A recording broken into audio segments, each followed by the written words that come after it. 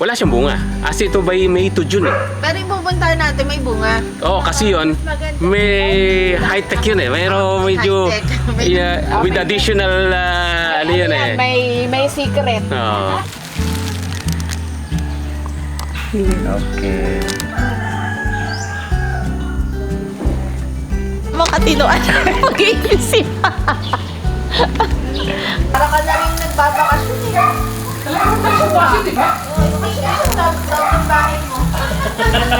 Inihaw na liempo, kinahit na yung maliit, tapos ginisa dito sa dahon. Sarap niya. niya. Kamatis bawang. Talaga?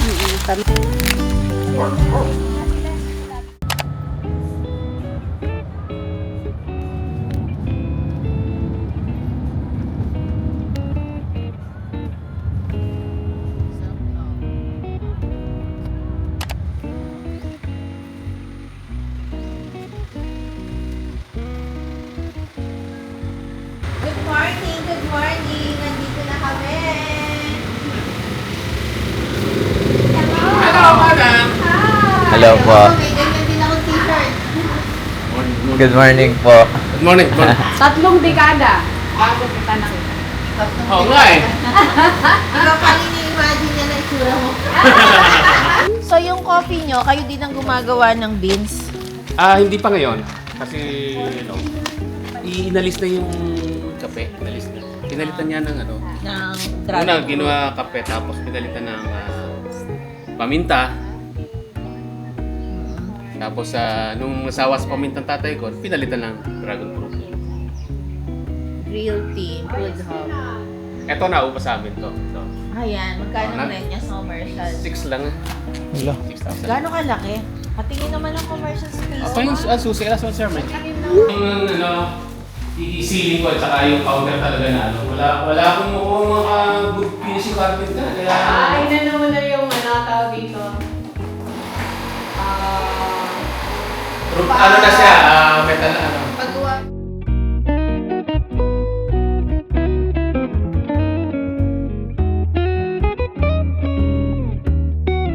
Ganda. Ay, ito yung binibenta, may tanim na? Oo, kasi temporary tinataniman ng kapatid ko. Ay, maganda pa. Ito ba? Oh, ito, dalawa ito, kabila, no? Yan yung 6,000. 4. Ay, Ay, 6,000 square plus meter. yan na ano. Oo. Malaki rin. Yun yung apartment ng tatay ko yun. wow. Eh, gagawin mo to apartment, May? Ito, right of way ito. Right of way ito. Maganda na to, May. Oo, Magkano? Kwentahin mo. Hindi ba pwede ng 2,000 per square na lang? Ay, di sana ako na. Ito, dragon fruit ito. Dragon fruit na regular lang siya. Wala siyang, once a year lang siya nagbubunga. So, by May to June, so doon talagang regular nagbubunga siya. So, wala siyang ano ngayon. Ang lawak, no? Ilang area to, Chris? 6,000 square meter tong ano to. Square meter. Ito yata, pareho naman yata itong Oh, parehas yan. 6,000 ang total ng dalawa. Basta hindi sakto yun, ha? Yung 6,000. Tapos, ito yung right of way. Ito right of way ito. Okay. Hindi ko kalain may binibenta ka pang lupa. Naghahanap to. Sabi ko, tanungin mo si ano. Ay, akala mo ba yung buhok o mabigat? Ay, di ba?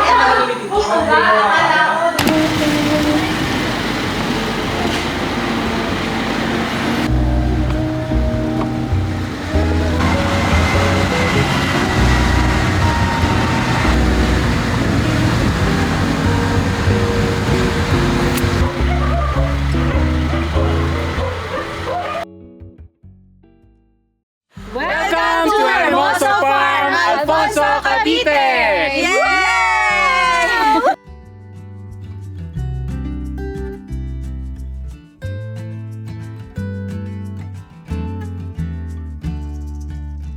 Napasyal po kami sa inyong farm.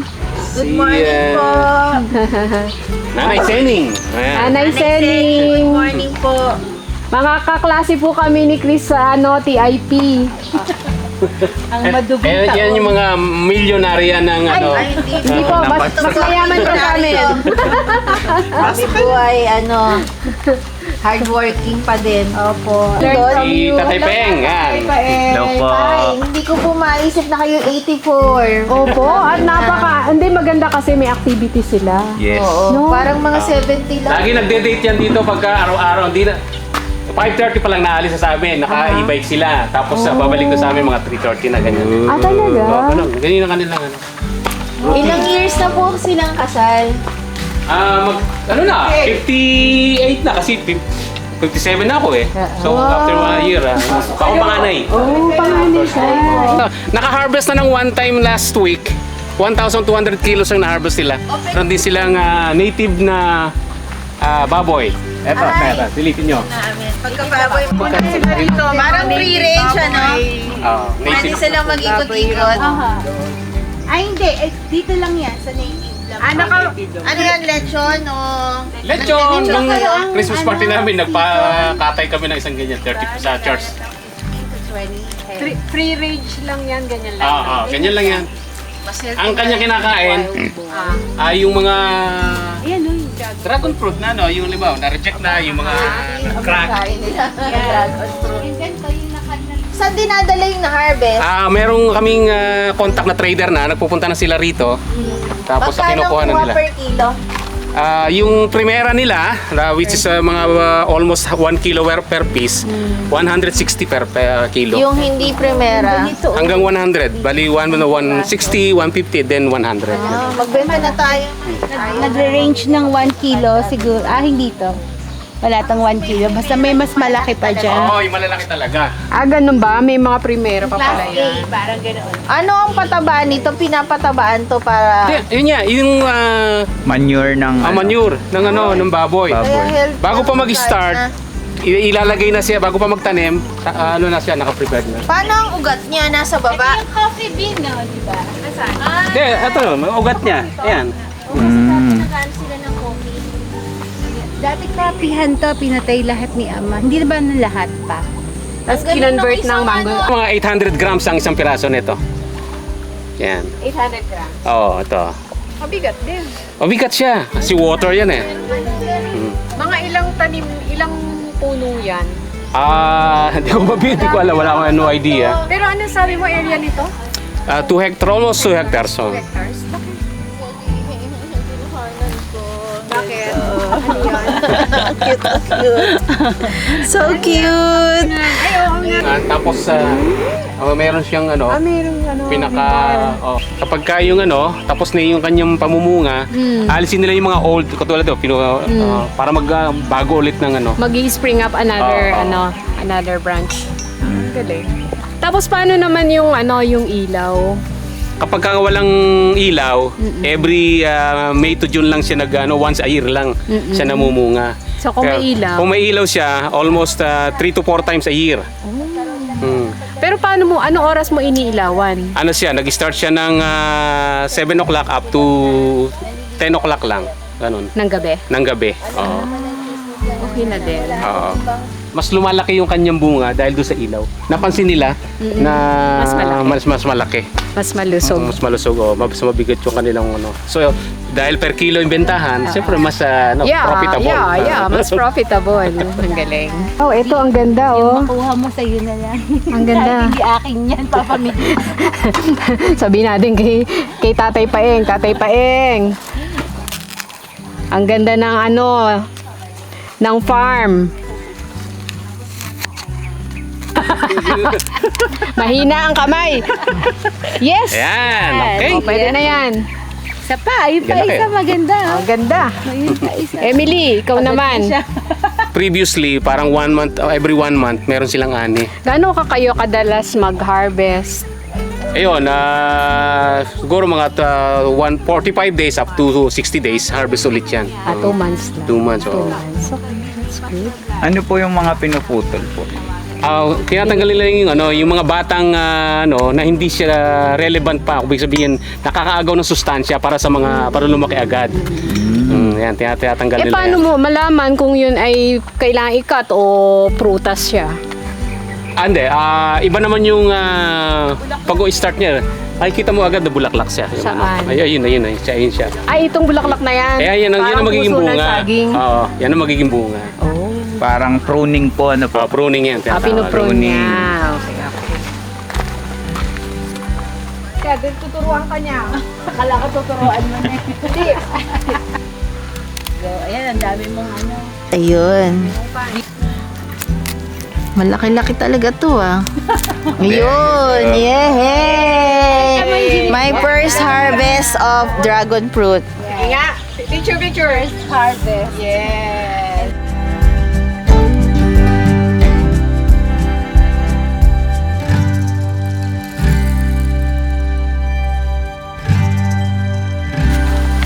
Ang sarap pala mag-harvest ng dragon fruit.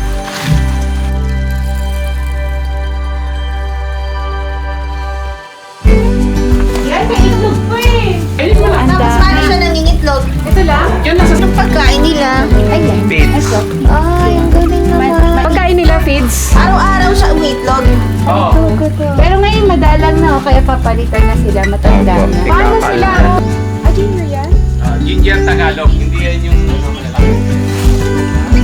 Yung mas malasa. So yung in-between pala, napapakinabangan din. Yan ang ibang ano plants. Like, ayan yung mustasa. Asan mo sa? Yun. So ito na yung mustard. Yan. Ayan yung ginugulay? Oo. Okay. Inihaw na liempo. Kinahit na yung maliit. Tapos ginisa dito sa dahon. Sarap. niya. Yes, kamatis, bawang. Talaga? Pero tatanggalin mo tong may flower. Ako tinanggal Yung may ko. flower, pwede mong hiwalay ito tapos ibababad sa tubig. Hi po, Tay. Ang sarap po dito sa farm nyo. Ano? Ang dami kong first time. Ayos bang Malunggay. ayos? Super. Ayos ang pag-aalaga? Ayos ang Idol po pag-aalaga kayo, nyo. idol. Very good po. Napaka-productive. Ang inyong Sa Singapore siya ang nagtatrabaho. inyong sa tagapagmana ng trono. Ito naman, big contractor dito sa Pilipinas to. Dito ayos lang. Mantrata na po siya. Mahirap na kapag mana ng kod dito, yung malilinis sa katawan dito, hindi pwede malinis. Hindi ako magbubukit. Kailangan ano. Panganay niyo po si Chris na. Kaya. Taon na ako sa Amerika, nang hina ako. Mas nag-stay sila doon sa kapatid ko sa Florida. 6 months sila doon. Eh, uwi na. Gusto umuwi na. Uwi. Nang hina ako. Nanghina kayo doon. Mas maganda talaga may activity. Kain, tulog, TV ka. Eh dito, paggising nyo, meron na kayong gagawin eh. Pero No? kami iniintindi. Yeah, yun ang purpose. You found your purpose, Tay. Amen. Diba?